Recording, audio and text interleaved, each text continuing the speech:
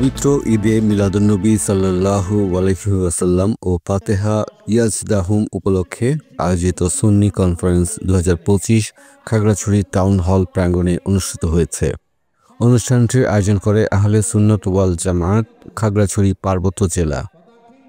অনুষ্ঠানে প্রধান অতিথি হিসেবে উপস্থিত ছিলেন পার্বত্য চট্টগ্রাম উন্নয়ন বোর্ডের সাবেক চেয়ারম্যান, সাবেক সংসদ সদস্য ও সংগঠনের প্রধান উপদেষ্টা ওয়াদুদ ভূঁইয়া।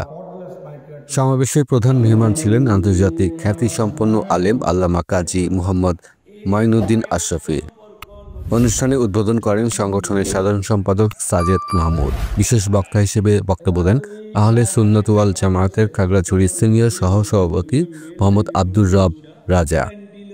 সভায় সভাপতিত্ব করেন কাজী মাওলানা আবু তাহের আনসারী। প্রধান বক্তা তার আলোচনায় বলেন, পবিত্র ঈদে মিলাদুন্নবী সাল্লাল্লাহু আলাইহি ওয়াসাল্লাম সুন্নি মুসলমানরা অতীতেও পালন করেছে, এখনও করছে এবং ভবিষ্যতেও করবে। তিনি আরও বলেন, এ দিবস পালনে সুন্নি উম্মাহর আন্তরিকতা ও ঐতিহ্য ইসলামী সভ্যতারই অংশ। তরজমা ইসলামের সেমিনার, ইসলামের আলোচনা করার মতো শক্তি সামর্থ্য আমার নাই। আমি ইসলাম শিক্ষায় অত্যন্ত অশিক্ষিত একজন মানুষ।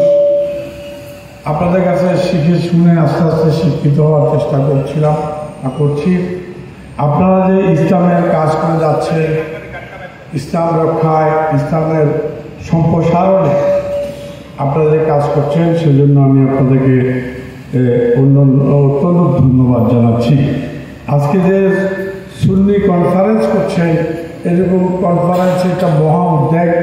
এখানে প্রশিক্ষণের মতো করে যদি হুজুররা আপনাদেরকে বলেন, ওলামারা যদি বলেন প্রশিক্ষণের মতো করে, তাহলে অত্যন্ত ভালো হয়।